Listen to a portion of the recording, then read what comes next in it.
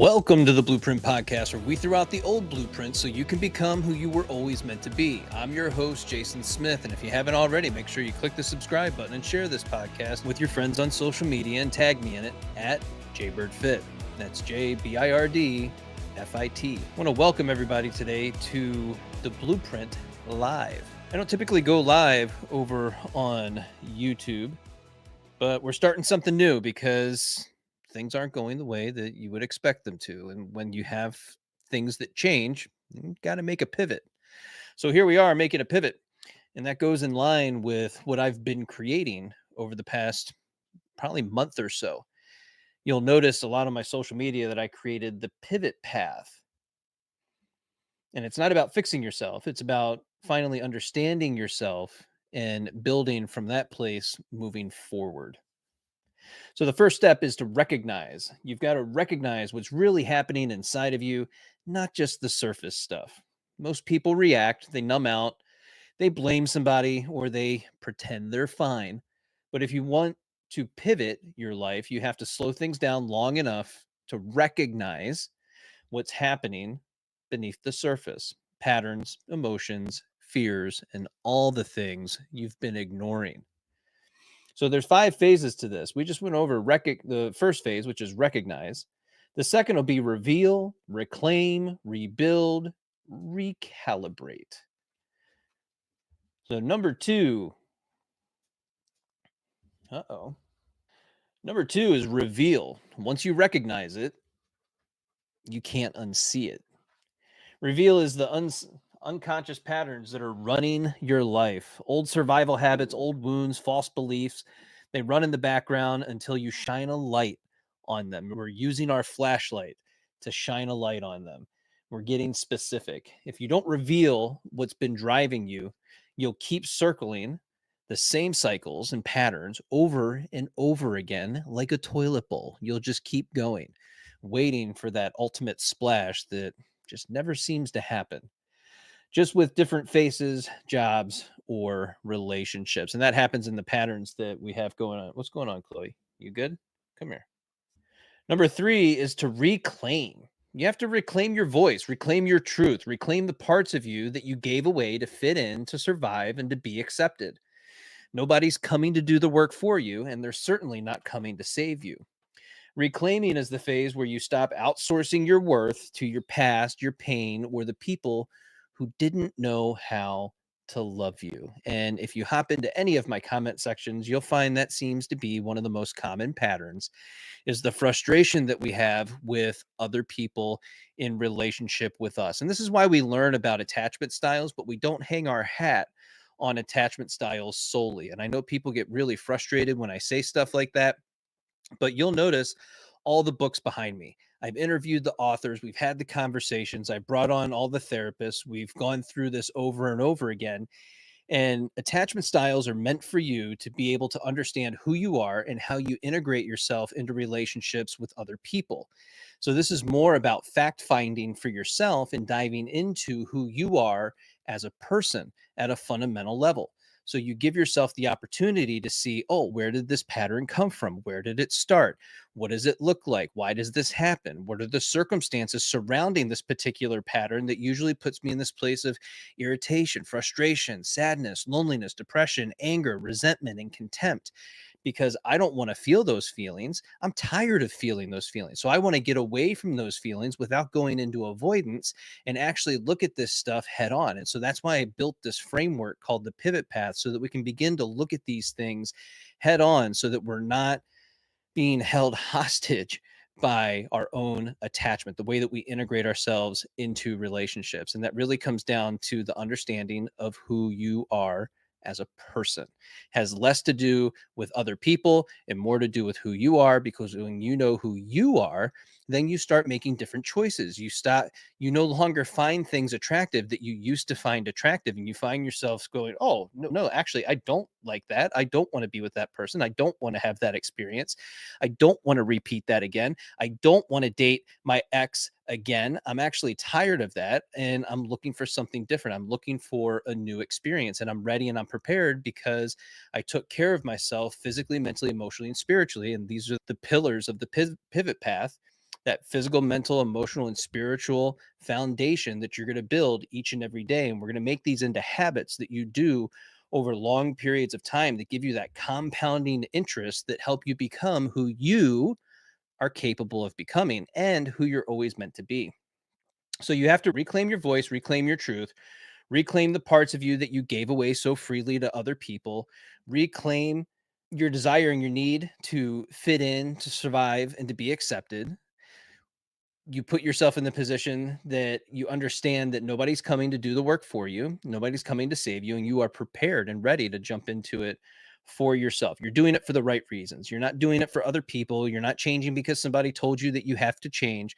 You're changing because you recognize that you want something different in your life. Number 4 is to rebuild. So once we get all that figured out through the pivot path, we start rebuilding.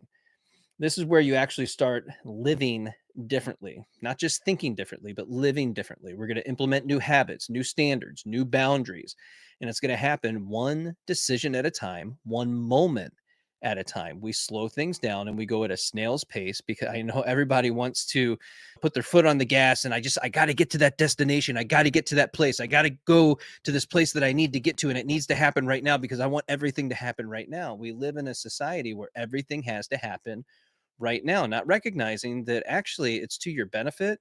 If you slow things down a little bit, you learn, you grow, you develop, you expand, you self educate, you allow yourself to step back, to zoom out, to take an inventory of the situations that you're in and the people that you spend time with, and to stop asking, do they like me? And start asking, do I like them? Do I want to spend time with them? Is this the job that I want to be in? Is this beneficial for me in the long term? Am I learning? Am I growing? Am I expanding? Am I developing? Is there a future here? What can I learn from this? What can I take from this situation? What can I get from this particular relationship with this person? What did that give me? And the other part of this is not making people bad. You don't have to make people bad for you to feel good about yourself. And we see this a lot in relationships as well. I have to make you bad. You are bad so that I can feel good, that I am absolved of anything that I may have done and that you're the bad person. So I'm going to say you're the bad person. I'm going to get on TikTok or whatever. I'm going to make a little video about it. And I'm going to say, I dated this person and they were horrible. And you completely absolve yourself from any responsibility or even looking at your side of the street for that relationship, for the context of that relationship. And so you have to put yourself in the other person's shoes, allow yourself to see where they're coming from with their problems, their issues, their concerns, their challenges, and the things that they're going through in their own life. And when you can get there and you recognize that, you begin to tap into your own empathy. You become more empathetic in the process of doing the pivot path over a long period of time, right? We get that compounding interest. You become more regulated internally as a person, and you begin to recognize that you can acknowledge when people are dysregulated themselves, and you'll ask better questions. You'll start to see, oh, what's going on with you? Are you okay? What's happening? You seem stressed. How can I help you? Instead of, you seem stressed. What did I do wrong? And so you're switching the way that you're operating in the world because you're now seeing yourself as more capable, more competent, and more confident in who you are as a person. And that's the whole point of going through the pivot path. That's why I created these 5 steps. They're fundamental and they're extremely helpful to you taking your power back from everything that you so freely gave it away to. And then phase 5 is the last phase, is recalibrate. Recalibrating means adjusting your actions, your mindset, and your relationships so that you stay aligned with the person that you're becoming. And this is a question that I want everybody to ask themselves is, one, who are you becoming? And then two, who are you capable of becoming? All too often we get into relationships, and this is friendships, this is work relationships, just relate our interpersonal relationships. We get around people that make us feel smaller. We keep ourselves small in order to keep and maintain these relationships, because if you do something exceptional, if you do something good, if you do something consistently, all of a sudden you get told you're too much. You're too much for me. You do too much. You need to slow things down. You're going too quick there, slick. And we hear that all the time, and especially like in the corporate world, in the job world. Slow it down. You're going to make everybody look bad, but they don't say that. They say you're making yourself look bad. You're working too hard. And you're just like, what? No, we're working at the speed that we should be working because we can get a lot done if we operate at this speed and we do it more effectively and we collaborate and we innovate and we put ourselves in a position where we're capable of interacting with each other and having dialogue that we can begin to move things forward, because that's the whole point to doing this. But most people, they just want to sit at home, watch Netflix, hang out, veg out, scroll on their phone, and they don't want to create. They don't want to build. They don't want to become who they're capable of becoming because they never ask themselves the question, who was I meant to be? Who am I capable of becoming? And the most important one, what do I want? What do you want? And then we all think of the Notebook. Well, it's not that easy, but it is that easy. What do you want? Really hone in on that. Grab a notebook and a pen and start writing these things down. What do you want out of this life? And it doesn't matter how old you are. I'm in my mid 40s. I'm on the other half of 40 at this point, and I'm still writing things down because I recognize that I'm not going to age in the same way that our parents and grandparents did. That's already obvious. I work out every day. I take care of myself. I ruck for 5 or 6 miles every day. I get 20,000 steps in. I'm constantly working out and taking care of myself. I eat right. So aging for me is probably going to look significantly different than it did for my parents and grandparents. That said, you have a lot of time on your hands, even if you're on the other side of 40, to build, to create, to move towards your dreams, and to keep going forward, to keep pushing forward, to keep moving in the direction that you actually want to go, to build the things that you haven't built yet, to dream the dreams that you haven't even dreamt yet. You don't even know that you're supposed to be dreaming these dreams because you haven't thought about it. You haven't put it into your head. You haven't allowed yourself to even get to a place where you're regulated within your nervous system to be able to sit back and take a breath, right? Take that deep nasal inhale in and then let it out. And allow yourself to just feel for the moment, in this present moment. Allow yourself to be here. And then ask yourself, what do I want? What do I want from this life? What is my expectation of myself for this life? What am I capable of creating? And if you're on the younger side of things, you might be saying, I don't have any skills. I don't know what I'm doing. I don't know where I'm going. I don't know what I'm supposed to do next. Great. I have 60-year-old clients that don't know where they're going. They don't know what they're doing, and they don't know how to get there.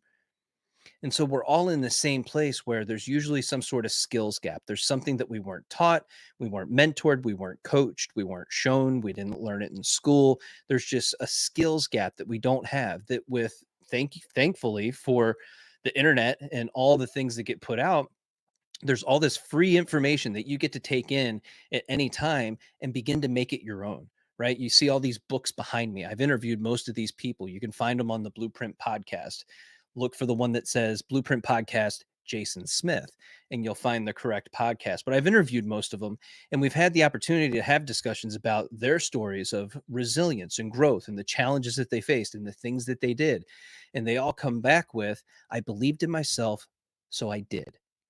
I told myself that I have to be different than anybody that came before me. I have to be the one to live the dream because nobody else had the guts or the time or the ability to do what I did in this moment. So you have to take that time for yourself and educate yourself, self-educate, put yourself in the position to get all the free information. Like Neo in the Matrix, you're plugging in, you're getting the download, and all of a sudden now kung fu.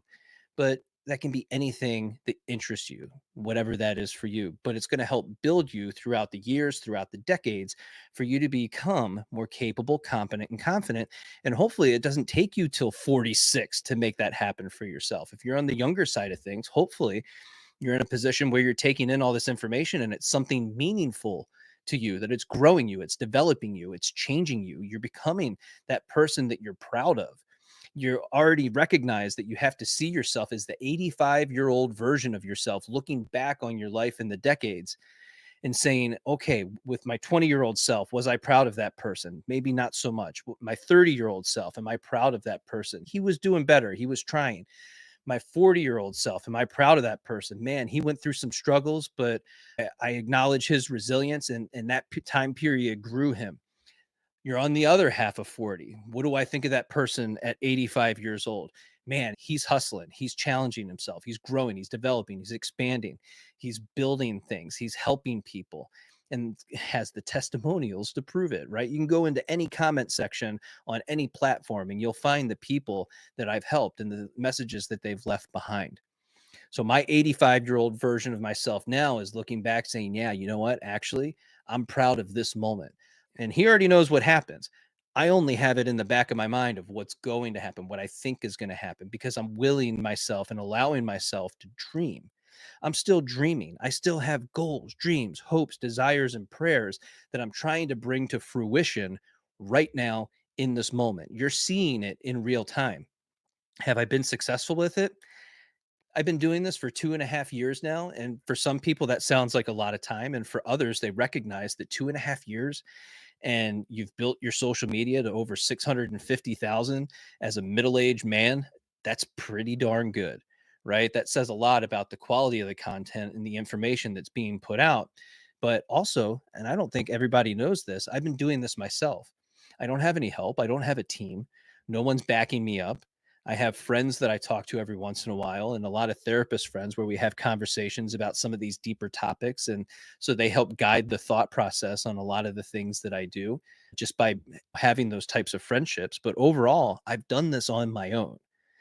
And what does that say? It means that at any age, at any time, you can put yourself in the position to allow yourself to learn new things, take on new skills. The old dog can learn new tricks if you're willing to make the effort, if you're willing to put in the time. But you have to do it. You have to put yourself in that position to say, you know what? I believed in myself, so I did. So phase 5 is to recalibrate. You're recalibrating what it means, adjusting your actions, your mindset, your relationships so that you stay aligned with the person you're becoming. Life's going to test you. Old triggers, they will pop up all the time. You can't get away from them. I know everybody likes to say, but I'm healed. Look at me. I'm so healed. We hear this a lot from the anxious attachers, right? All over social media. I can't say the platforms because they don't like when you say the platforms. But they always talk about how healed they are, yet when you see the comments and the things that get left behind, you're like, yeah, you're still going through it. You're still struggling. You're still challenged. You haven't tapped in fully to your empathy, even though you call yourself an empath. You're still very frustrated, irritated, sad, lonely, depressed, angry, filled with resentment and contempt for other people. And we can see where that comes from. We can acknowledge that, yes, I totally get how you might feel that way because that's the demographic of people that's available to you. And you find yourself being attracted and pulled in to a certain group of people. And then you have those relationships over and over again with somebody with just a different face. But again, this is why I built the pivot path so we can start to reveal those patterns outside of the books that you're reading, outside of therapy, outside of social media. We're spending time together, actually pulling on the strings a little bit so that we can reveal the bigger picture that is you. But you have to know where you're going. You have to have a target in the future of where you want to go. And you have to ask yourself the question, what do I want? When you do that, then we work backwards to pull all these other things together so you can become who you're capable of being. Now, recalibration isn't weakness, it's wisdom. It's taking all the information from your past and bringing it into the future. We're supposed to learn from the things that we go through. My friend always used to say this, you have to grow through what you go through. And that's the intent and purpose behind going through hard things. It makes you mentally and physically stronger. You become more resilient. You expand your capacity for difficulty and challenging your life every time you go through something, and then you overcome that challenge. You're building your capacity for discomfort and uncertainty. And that's the effort that you have to put into yourself each and every day. So you have to combat the part of you that wants to sit and watch Netflix all day and watch you and watch every episode that ever existed. I get it. At the same time, how much time do you have on this planet? Where do you think you're going? What do you want to accomplish? How long do you think it's going to take you to get there? What skills do you have to learn? And so you should be asking yourself those questions now so you can start getting moving in the right direction. And these are the things that keep moving you forward without falling back into who you used to be. But there's going to be moments in time where you do fall back into your default. It's going to happen. There's going to be times where you're doing really good and you're going to say to yourself, man, I'm healed. That past tense healed. I like to look at it more like we're always in a state of healing, but really it's just processing and integrating is the ideal language that we would use because you're present, you're capable, you're competent, you're confident, you know who you are, where you're going, what you're doing, and why you're doing it. And when you understand that and you're tapped into your empathy and you feel capable, competent, and confident, now all of a sudden you're in this place that you can begin to manage a lot of the problems and issues and circumstances in your life. And you have created the capacity internally for the discomfort and the uncertainty. So now when you get presented with these things, all of a sudden you're just like, I'm feeling really good. I can navigate this. I've seen this before. I recognize that's a challenge, but I'm okay with that. It might bring about a little fear and trepidation and uncertainty, but I've dealt with this uncertainty before, and now I know how to navigate this, and I can get myself to the other side of this without completely breaking down, right? We become anti-fragile. We move beyond resilience. That resilience makes you stronger. It makes you more capable and confident. We move beyond that to know that, yes, I'm tapped into my empathy. I know that I've managed this situation before. I know I can navigate this and move beyond it. And that's who I am as a person. And you begin to see yourself differently, but then you also see the people in your life differently as well. You begin to see where they're challenged, where they struggle, where their problems or issues lie, the challenges that they have in their life. You begin to see it as they're not my problems. That is your problem to solve, but I can be here for you and help you navigate that without it bringing me down with you. And that's really the goal here, is to get to the point where somebody's going through something challenging, but it doesn't erase who you are as a person. And that's really the goal. So as we go back through this, the pivot path is my 5-part program that I created, and it starts with recognize, reveal, reclaim, rebuild, and recalibrate. It's the 5 R's. It's about choosing yourself fully, intentionally, and repeatedly, even when it would be easier to slip back into old patterns. And it is. Our default is so easy to get to. I get challenged, right? Oh, my ADHD, it's kicking in. And then all of a sudden you're just done. I have an appointment at 2 p.m., but at 7 a.m., I can't do anything the rest of the day because I have an appointment at 2 p.m. Yeah, but it's 7 a.m. You have all this time between your appointment at 2 p.m. and this time period at 7 a.m. So we have to create this. Again, this is a skills gap issue. And something that I recognized within myself that was happening was that I needed to hone in and get stronger, mentally more capable. And some people disagree with this, and you can say whatever you want to say. But when you compartmentalize things and you organize yourself and you put timestamps on the things that you're doing, it makes it a lot easier to get through your day and put yourself in a position to get things done. Even though you have that appointment at 2, I have things structured out so that I'm doing things at 7, I'm doing things at 8, I'm doing things at 9, and I'm putting as much time and attention to it as I can with how much executive function I have to give in the moment. And that's a challenge, and it takes time and it takes effort, and you have to acknowledge that within yourself. That's what's going on. That's the pivot. That's the challenge. That's what we're doing here. So we want to recognize, reveal, reclaim, rebuild, and recalibrate. And that, my friends, is the path. Before you go, if today's episode resonated with you and you're ready to take this work even deeper, I want to invite you to check out 2 powerful next steps. The first is the Pivot Path, my private coaching experience where we work together to help you recognize the hidden patterns that are holding you back, rebuild your foundation, and pivot into the life you were always meant to live. If you're ready to stop circling old cycles and start leading yourself forward with clarity and strength, this is for you. The second is the Self-Discovery Blueprint, a self-paced experience that guides you step by step through essential foundations of personal growth, resilience, and creating connected relationships. It's designed to help you build the internal skills you need to move through life with more confidence, capacity, and purpose. You can find all the details and get started by visiting the link in the show notes. Remember, you're one decision away from a completely different life, and I would love to walk that path with you. Thanks for listening to the Blueprint Podcast, and be sure to leave a rating and review wherever you listen to the podcast. We'll see you in the next episode.